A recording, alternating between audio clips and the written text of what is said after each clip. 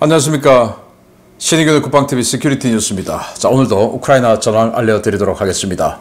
어제도 말씀드렸지만 이 러시아가 군사 전략적으로 이해할 수 없는 이런 짓을 하고 있다라는 게 바로 바흐무트에 계속 다른 곳에 있는 전력들을 빼서 바흐무트에 밀어넣고 있다라는 거죠. 그런데 그게 점점 더 심화되고 있고 정말 최정의 부대를, 그것도 기갑부대를 가지고 와서 바흐무트 방어를 위해서 나섰는데 어떤 상황인지 보도록 하겠고, 그 부대는 어떤 전력을, 장비를 가지고 있는지 한번 체크해 보도록 하겠고요. 그리고 우크라이나군이 최근에 러시아군의 포병부대를 어마어마하게 많이 박살냈죠. 그리고 우크라이나군의 타겟이 이제는 러시아군의 공군기지로 지금 계속 타격하고 있습니다. 완전히 러시아의 화력을 말살시키겠다라는 건데, 이제 이렇게 되면 벌써 포병 화력은 거의 무력화되고 그 다음 타겟으로 옮겨간 것이다. 그러면 화력 없으면 어떻게 싸우죠? 어떤 상황인지 보도록 하겠습니다. 신의균의 국방TV 구독, 알림, 좋아요 눌러주십시오. 전과를 먼저 보겠습니다. 어제 댓글에 이 글씨체가 너무 굵어서 휴대폰 같은 데서 잘 이렇게 판독이 잘 안 되는 경우가 있다. 그래서 조금 글자를 가늘게 했으면 좋겠다 라는 그런 우리 구독자분의 조언이 있어서 조금 가늘게 했습니다. 잘 보입니까? 자, 병력은 770명의 러시아군을 살상시켰다 라고 발표를 했고, 전차는 2대 격파, 장갑차 9대 격파, 차량 9대 격파, 야포 32문 격파, 다련장 로켓 6문 격파. 역시 야포와 다련장 로켓, 이 포병 무기가 합하면 38문이 되죠. 2개 대대 이상, 1개 대대 포병이 18문이니까 2개 대대 이상이 완전히 전멸한 이런 날이 되겠고요. 무인 항공기 29대 격추 등의 전과가 있습니다. 자, 이런 전과 바탕으로 전선 상황을 보면 독일 국방장관이 레오파르트 1 A5 전차 1차분을 이달 중에 우크라이나에 배치한다. 공여한다도 아니고 배치한다 라고 발표를 했어요. 그 말은 이 레오파르트 1 A5 전차, 이 전차를 타고 훈련은 다 마쳤다 이 말이 되겠죠. 배치를 하는 거니까. 그래서 배치라고 하는 것은 이제 작전에 들어간다는 건데, 이 레오파르트 1 A5는 어떤 전차냐? 이겁니다. 2세대 전차죠. 그리고 아주 가벼운, 그리고 장갑이 얇고 방어력이 아주 약한 전차입니다. 이 레오파르트 1 전차 시대의 서방, 특히 이 독일의 생각은 아주 빠르게 기동하면서 지그재그로 움직이면서 적의 타겟이 뭔가 그때는 사격 통제 장치가 좀 서로 간에 허접하니까 조준이 빨리빨리 안 되죠. 그래서 아주 빨리빨리 기동하면서 적의 조준을 잘 받지 않고, 그러면서 자기들은 당시 독일이 기계 이런 강국 아니었습니까? 스탑 딱 해서 빨리 조준해서 쏘고 또 움직이고, 그래서 빨리 쏘고 사격 통제 장치 아주 좋게 해서 빨리 쏘고, 그 대신 계속 움직이면서 안 맞는다 이런 컨셉이었어요. 그러기 위해서는 가벼워야 기동이 더 빨리 되는 거 아니냐. 그래서 장갑을 얇게 하고 기동을 빨리 할 수 있게끔 가볍게 만들었어요. 그러니까 방어력이 아주 약하죠. 이 상태로 만약에 전장에 배치가 되면 기관포에도 박살이 날 수 있는 측면 맞으면 그런 상황이 될 수 있으니까, 아마도 전선에 등장하는 레오파르트 1 A5는 이 콘탁트 1이라든지 이런 폭발 반응 장갑 이런 것들을 덕지덕지 붙여서 방어력을 좀 보강을 시켜서 등장하지 않을까라고 생각이 되는데, 1차분 들어간다고 했으니까 1개 대대 또는 2개 대대 분량이 들어가지 않을까 싶네요.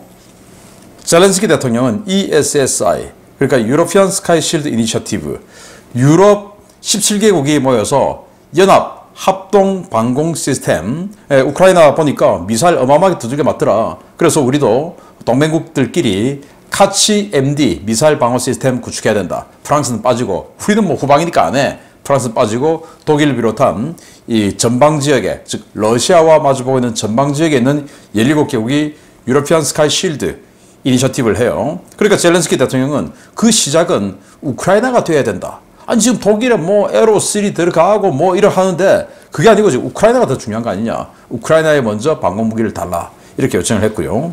또 젤렌스키 대통령은 크림반도 탈환 없는 종전은 없다. 그러니까 휴전 또는 이런 협상에 크림반도, 즉 2014년 이후 어떤 이런 이야기 하지 마라. 우리는 모든 영토, 크림반도 포함한 모든 영토를 탈환한 후에 뭔가가 조건에 협의가 들어가지 그거 아니면 없다라고 한 번도 못 봐갔고요. 당연한 거죠.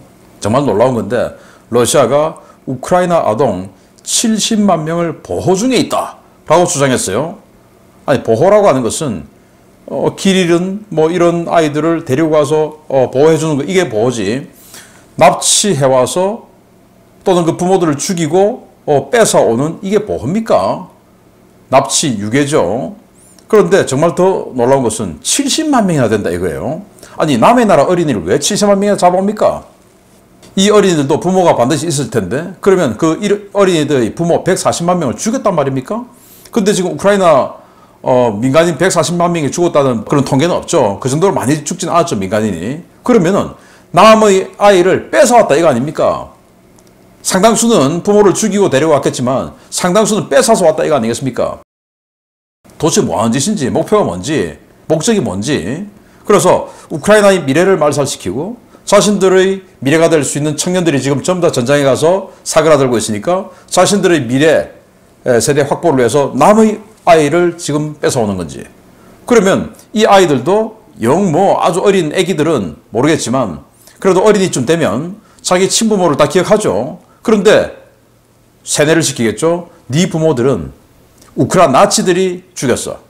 그래서 우리는 너희들을 보호하고 지금까지 길러준 거야. 그래서 저 우크라이나 나치들을 니들이 박멸시켜야 돼. 이런 세뇌를 시키지 않겠습니까? 마치 오스만 제국의 예니체리 병들처럼 오스만 제국이 기독교 지역의 국가들을 격파를 하면서 그 지역 어린이들을 잡아왔죠. 잡아와서 기독교 국가들에 대한 증오감을 계속적으로 세뇌를 시킵니다. 그리고는 결혼도 안 시키고 죽을 때까지 전사로만 살게 만들면서 전방에 가장 선봉에 세우죠. 그게 이제 예니체리 병들인데 그런 식으로 지금 하겠다 이거 아닙니까? 지금 21세기에 무슨 오스만 제국 시절 이런 짓을 하고 있는 러시아가 정상이냐? 정말 규탄받아 마땅하다라는 생각을 합니다. 우크라이나 외무장관은 자포리자 원전 파괴 절대 불허한다라는 의견들을 취합해서 여러 나라들의 의견을 취합해서 러시아에 경고를 보냈다라고 이야기를 하고요. 우크라이나 외무장관은 F-16 전투기 훈련이 돌연 연기되었다. 이유는 모르겠다. 이런 건데 네덜란드, 덴마크, 폴란드 이런 데서 F-16 전투기 훈련시켜 주기로 했죠. 왜냐? 4개월에서 6개월 정도는 기종전환 훈련을 해야 F-16을 가져가서 운용을 할 수 있으니까. 그런데 그게 돌연 연기됐다. 일부 국가에서라고 하는데 그 전부인지 그중에 한 국가인지는 밝히지 않았어요. 일부 국가라고 하면서 돌연 연기했다. 뭐 마크 밀리 미 합참의장이 스탑시켰겠죠. 그러니까 어제 잘루즈니 총참모장이 마크 밀리를 비난한 거 아니겠습니까? 저 이해를 할 수가 없는데요. 자, 러시아가 리스칸스크, 그러니까 세베로도네스크 인근에 있는 도시죠. 그 리스칸스크의 모든 병원을 군 병원으로 전환하는 행정명령을 발효해서 여기에 이제 민간인들 갈 수 없고 오직 군 부상자들만 갈 수 있다라는 거예요. 러시아는 모스크바 외곽에서 우크라이나 무인기 2대를 격추했다라고 하며 사진도 공개를 했고 그러니까 또 우크라이나 무인기가 모스크바까지 한 600km 비행해서 왔다는 말이 안 되겠습니까? 그리고 우크라이나 정보국은 러시아가 멜리토폴 주변을 완전히 지뢰 밭으로 덮었다. 멜리토폴이 자포리자 남쪽의 최고 물류 중심지 아니겠습니까? 여기를 방어, 3차 방어선, 토크마크까지 3차 방어선 떨어지면 이 멜리토폴까지 그냥 내려갈 수 있으니까 이 멜리토폴 주변을 완전히 지뢰로 그냥 에워싸버렸다. 야, 이거 나중에 정말 이 지뢰 다 치우려면 얼마나 많은 인력과 세월이 또 희생이 치러져야 되겠는지 참 안타깝습니다. 우크라이나의 말리아르 국방차관은 바흐무트 주변의 전황이 다시 악화되었다라고 이야기했어요. 제가 좀 이따가 알려드리도록 하겠습니다. 자, 체첸 아흐메 대대죠. 이 사령관이 도네츠크에서 전사한 것을 확인했는데 이 사람이 이제 체첸 수장 람잔 카다로프죠. 이 사람의 핵심 보좌관이었어요. 작전 전략 담당 보좌를 하던 사람인데 이 사람이 이제 대령 계급을 달고 아흐메 대대. 그런데 이름이 아흐메 대대지만 실제로는 연대급 정도의 규모죠. 이게 사령관인데 도네츠크에서 죽은 것을 확인했다라는 겁니다. 자, 그리고 사진 하나 또 보겠는데요. 지금 현재 우크라이나에 전달해준 전차 중에 가장 강력한 전차, 독일의 레오파르트 2 A6 전차가 측면을 RPG-7에 맞고 이렇게 완전히 그냥 박살난 사진이 공개가 됐어요. 레오파르트 A7 나오기 전에 지금 현재 A6까지가 2000년대 중반, 2010년대 초반까지 세계 랭킹 1위라고 밀리터리 마니아들이 평가했던 전차입니다. 그 강력하게 느껴졌던 전차가 제블린이나 코넷이나 이 정도의 아주 중대전차 미사일도 아니고 RPG-7, 북한군이 한 개 분대 2정씩이나 가지고 있는 그 RPG-7을 측면을 맞고 이렇게 박살이 났다. 자, 이러면 우리 K2 흑표전차도 이거 잘 봐야 됩니다. 우리 K2 흑표전차 안녕하신가? 또 우리 K1A1 전차, 레오파르트 2A6가 RPG-7 측면 맞고 이 정도 되면 우리 K1A1 전차, 우리 한국군 주력 전차 아니겠습니까? 480여 대 배치되어 있죠. 그 말은 3개 사단 정도가 K1A1 전차로 무장을 하고 있다. 그 말인데 그 K1A1 전차 RPG-7 측면 맞으면 이거보다 더 박살날 수 있죠. 그러니 능동방어장치 필요 없습니까? 그리고 추가, 증가, 공간장갑 이런 거 더 많이 덕지덕지 붙여야 되지 않습니까? 지금 우리 한국전차처럼 그렇게 말끔하게 해다녀서 해야 되겠습니까? 저는 이 사진 보고 우리 K1A1, K2가 또 천대가 있는 K1 그 전차들이 문득 생각나고 북한이 RPG-7 분대 2정씩 있다. 이게 생각나니까 소름이 쫙 끼칩니다. 빨리 대응책 마련해야 됩니다. 자, 중요 소식 들어갑니다. 첫 번째입니다. 러시아가 이번 전쟁에서 패한다면 가장 큰 원인은 마리우폴과 바흐무트라는 상징적인 도시에 대한 집착이라고 봐도 무방할 것입니다. 특히 바흐무트는 이제 전략적인 가치를 잃은 곳인데 러시아가 이곳에 또 주력 부대를 밀어넣고 있다는 소식입니다. 이 사람들은 학습 효과라는 것이 없는 모양입니다. 우크라이나군이 바흐무트 전략 예비대를 끌어내기 위해 스바토베 방면에 배치했던 주력 부대들을 하나 둘씩 바흐무트 전선으로 이동 배치하고 있으며 동부 전선의 핵심 전력인 제90 근위 전차 사단 예하 부대도 바흐무트로 배치되고 있다고 복수의 오신트 소식통이 현지 시각 7월 4일 리포트했습니다. 러시아군은 지난 6월 하순부터 바흐무트 일대에 대한 우크라이나군의 공세가 강화되자 이곳에 대량의 예비대를 투입하기 시작했는데요. 대부분의 예비대는 경무장 보병의 보충병으로 전선에 투입됐지만 최근 분위기가 급격히 달라지기 시작했습니다. 러시아는 지난 6월 말 도네츠크 일대를 방어하던 제150 차량화 소총사단 예하의 핵심 전력인 제68 전차연대를 바흐무트 도심에 급히 배치했는데요. 바흐무트 남부지역의 클리치시우카와 쿠르드미우카 정착촌이 우크라이나군의 손에 떨어질 위기에 처하자 스바토베 전선의 부대들도 끌어오기 시작했습니다. 러시아가 크레미나 스바토베 일대에서 차출해 바흐무트로 이동시킨 병력은 제76 근위 공중강습사단 예하의 제237 근위 공중강습연대, 제98 근위 공수사단 예하의 제331 근위 공수연대로 알려졌는데요.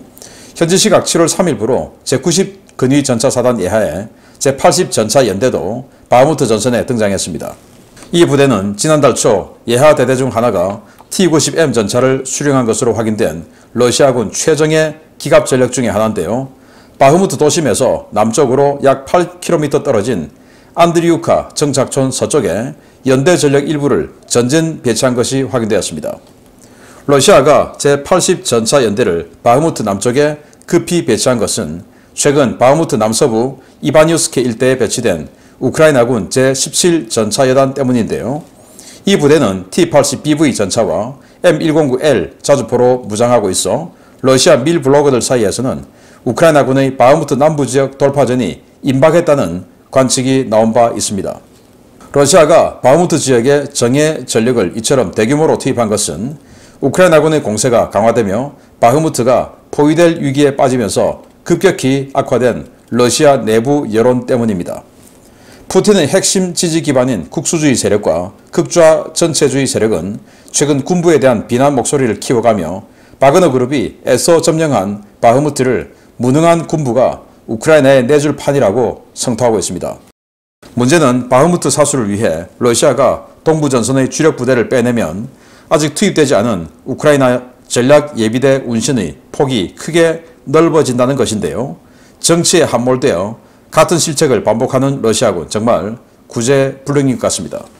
바흐무트에 또 병력을 갈아넣고 있는 러시아입니다. 아니 뭐 바보가 아닌가라는 생각이 드는데요. 제가 어제 이 스바토베 크레미나 쪽에서 두 개 연대를 빼와서 바흐무트에 지금 윗돌 빼서 아랫돌 지금 뭐 꽤 넣었다, 이런 말씀을 드렸죠. 공수부대 위주로 두 개 연대 빼왔습니다. 그런데 오늘은 하나 더 확인됐어요. 전차연대를 빼왔어요. 전차연대. 그리고 그 전차연대가 굉장히 하이급 전투세열을 가진 전차연대로 판단이 돼요. 왜냐하면 이 전차연대의 전력을 보면 뭐 완전히 그냥 T-90M, T-80 이런 것들로 이루어진 전차연대임을 알 수 있거든요. 좀 이따 말씀드리고요. 자, 바흐무트 전황을 보면 7월 3일 전황을 보면 어제 알려드린 건 이 솔레다르, 이 북쪽의 솔레다르에서 우크라이나군의 산악부대들이 치고 내려가서 솔레다르 거의 근접한 것까지 이 돌파구를 형성한 이런 모습을 보여드렸는데 그 돌파구가 없어졌어요. 즉 러시아군이 격퇴했다 이 말이 됩니다. 그리고 이 지역에서 우크라이나군의 공세가 소강된 상태에서 러시아군이 바흐무트 북쪽에서 오히려 치고 나오고 있습니다. 그 말은 러시아군의 전력이 여력이 생겼다 이 말이죠. 왜 여력이 생겼냐?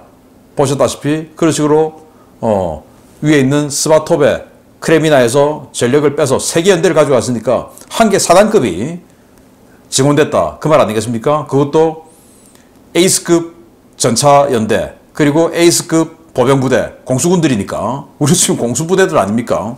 자, 그래서 이 우크라이나군이 이렇게 치고 나가고 17전차여단이 후속으로 들어오니까 이 아래쪽으로 17전차여단이 치고 들어가서 배후를 돌파하는 이런 상황이 생길까봐 이 도심에다가 68전차연대를 아래에 있는 마린카, 아우디우카 이 도네츠크에서 끌고 와서 도심을 방어하더니 이제는 또 이 아랫부분이 또 걱정되니까 크레미나 스바토베에 있는 80전차연대를 끌고 와서 이 아랫부분을 또 방어합니다. 그러면서 이제 두 개 공수연대가 들어왔으니까 그 두 개 공수연대로 치고 나가서 약간의 이익을 본 하루가 되겠다, 그 말인데, 자, 이 80전차연대를 보면 6월 11일 날 T-90M 전차를 받았다라고 자랑하는 동영상을 올렸는데요. 이 동영상 잠시 한번 보시겠습니다.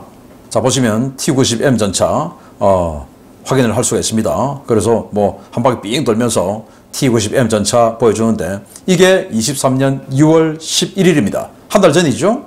T-90M 전차를 배치해줄 정도의 부대라면 전투 서열이 거의 탑급입니다. 한국 육군으로 치면 11사단, 수기사, 명호부대 그 정도 되는 전투 서열이다 이겁니다. 예를 들어서 K2 전차가 나왔다. 당연히 11사단 먼저 주지. 그 다음에 수기사 주죠. 그 다음에 8사단 주죠. 전투 서열이에요. 사단의 서열이 아니고 전투 장비를 전달해주는 그 서열 순서가 있습니다. 그 전투 서열 최상위급 부대가 왔다라는 말이 되는데, 자, 이게 얼마나 황당한가 하면 바흐무트가 어디를 봐서 이 정도로 중요합니까? 중요하지 않죠. 그럼에도 불구하고 왜 이러냐? 프리고진이 5월 말에 바흐무트를 이제 난 넘겨준다, 그리고 우린 빠진다 라고 하면서 뭐라고 했냐? 우크라이나군 곧 치고 나오면 저 러시아 정규군 저 바보들은 한 달, 길어야 한 달 반이면 바흐무트 우크라이나군에 다시 내준다, 봐라 라고 이야기했어요. 그리고 나서 얼마 전에 반란을 일으켰죠. 그러니까 쇼이구 국방장관 입장에서는 프리고진의 말이 맞다라는 것을 보여주면 안 되는 거죠. 전쟁에는 져도 프리고진에게는 지면 안 되는 거예요. 왜? 전쟁에 지면 뭐 휴전하고 뭐 물어줄 건 물어주고 하면 되지만 국내에서, 러시아 국내에서 권력은 잡고 있어야 되죠. 그래서 전쟁에 비록 지더라도 러시아 국내의 정치 권력 전쟁에서는 지면 안 된다 라는 차원에서 바흐무트에 지금 최강 전력들을 밀어넣고 있는 이런 바보 같은 짓을 하는 거죠. 정말 놀랍게도 여론조사 기관 러시아의 레바다 센터라는 데서 여론조사를 했는데 프리고진의 지지도가 31%랍니다. 반란을 했음에도 불구하고 러시아 국민 3분의 1이 프리고진을 지지한다는 거예요. 쇼이구 입장에서는 정말 간이 서늘하죠. 그러니까 이런 바보 같은 짓을 한다. 전쟁에 져도 여기는 프리고진에게는 지면 안 된다라는 바보 같은 짓이 벌어지고 있고, 그리고 이 80전차 연대가 평소에 얼마나 강력한 무장을 가지고 있었냐, 평소에 운용하는 이 동영상이 있는데 그 동영상을 제가 이 영상 마치는 말미에 제가 링크 해드리지 않습니까? 거기에 Weapons of World, 와우죠. 저희 동영상만 올리는 플랫폼인데 원래 그 와우, Weapons of World 채널은 영어로 해서 전 세계 밀리터리 매니아들에게 한국 무기의 우수성을 좀 알리려고 했는데 이게 좀 예의치 않더라고요. 그래서 우리 한국 시민들이라도 좀 더 잘 이해할 수 있게끔 이제는 뭐 영어 포기하고 한국말로 그 자막과 해설과 또 이 제목을 세팅을 하겠습니다. 그래서 이 마치는 이 동영상에 Weapons of World, 와우의 이 80 전차여단이 얼마나 강력한 이 무장을 평소에 하고 있던 전투서열 최상위 클래스인가를 보여드리는 영상을 올려드리겠고 다 한 번씩 클릭해 주시고요. 그리고는 저희 KDN의 채널, 또 다른 채널인 Weapons of World, 와우를 구독, 알림, 좋아요 좀 눌러주시기 바랍니다. 자, 이런 와중에 우크라이나는 러시아의 화력을 완전히 멸절시키는 다음 단계 작업에 들어갔습니다. 보겠습니다. 우크라이나군 집계 기준으로 러시아군은 이번 전쟁 기간 중에 4,200문이 넘는 야포와 640문이 넘는 다른장 로켓을 잃었습니다. 이 중 절반은 지난 6개월 동안 발생한 피해이고 큰 피해는 지난 6월에 집중됐는데요. 러시아군 포병을 초토화시킨 우크라이나가 다음 표적으로 러시아 항공우주군을 찍었습니다. 러시아 지상군에 이어 공군력도 쑥대밭이 될 차례입니다. 최근 극심한 포병 전력 손실을 입은 러시아군이 방어선 화력 보강을 위해 항공우주군의 공격기와 공격 헬기 전력을 대거 전진 배치하고 있으며 이에 따라 우크라이나군도 러시아군 전방 항공기지에 대한 파상 공세를 벌이고 있다고 복수의 오신트 소식통이 현지 시각 7월 4일 리포트했습니다. 우크라이나는 최근 자포리자주 베르단스크 비행장, 러시아 본토 크라스노다르주의 프리모르스코 아크타르스크 공기지를 고위력 정밀 타격 자산으로 공습하고 최전선의 러시아군 방공포대에 대한 대대적인 시드 작전을 진행하고 있습니다. 베르단스크 비행장은 6월 28일과 6월 30일, 프리모르스코 아크타르스크 공군기지는 7월 2일에 각각 공습을 받았는데요. 스톰 섀도우와 제이담이 동원된 공습을 통해 해당 기지에 배치된 여러 대의 항공기와 지원시설이 파괴된 것으로 알려졌습니다. 베르단스크는 오레오브 전선에서 불과 100km 떨어진 곳으로 자포리자 전선 러시아 방어부대에게 공중 화력 지원을 제공하는 공격 헬기와 무장 헬기들의 발진 거점이 되고 있는데요. 러시아는 최근 대화력전에서 대규모 포병 피해가 발생하자 화력 공백을 보완하기 위해 베르단스크와 키릴리우카 일대에 대규모 공격 헬기 전력을 전진 배치했습니다. 프리모르스코 아크타르스크 기지 역시 전선에서 약 200km 떨어진 곳에 위치해 러시아 공군 수-25 공격기와 샤히드 136 드론 발진 거점으로 운영되어 왔는데요. 이반 페드로프 멜리토폴 시장, 페트로 안드류센코 마리오폴 시장 선임 고문, 미국 전쟁연구소 등 복수의 소식통들은 최근 이들 기지에 대규모 군용 헬기와 물자들이 집결하고 있다고 보고하고 있습니다. 오신트 소식통들은 현재 자포리자와 도네츠크 일대의 전선 비행장들은 1년 넘게 계속된 양측의 난타전으로 고정익 항공기 운용이 불가능한 상황이고 이 때문에 회전익 무장 항공기에 대한 러시아군의 화력 의존도가 점점 높아지고 있다고 보고하고 있는데요. 우크라이나가 러시아군 헬기 운용 거점에 대한 타격을 강화하면서 러시아군의 전선 화력은 더욱 약화될 전망입니다. 문제는 러시아군의 주요 물류 허브가 파괴되어 러시아군 일선 보병부대의 편제 화력이 크게 약화됐다는 점인데요.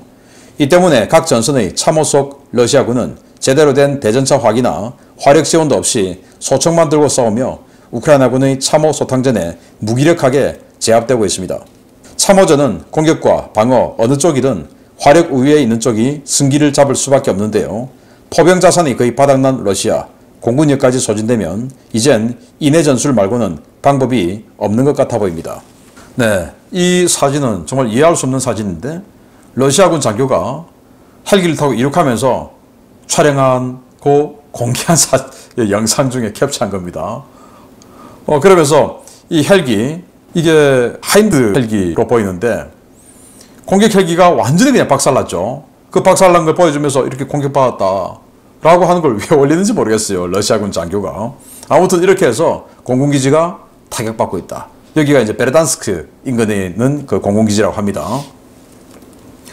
자, 러시아는 포병 화력이 지금 거의 멸절되다 보니까 이 화력 지원을 이제 할 수단이 포병이 부족하니까 이제는 공격 헬기들을 대량 투입하고 있어요.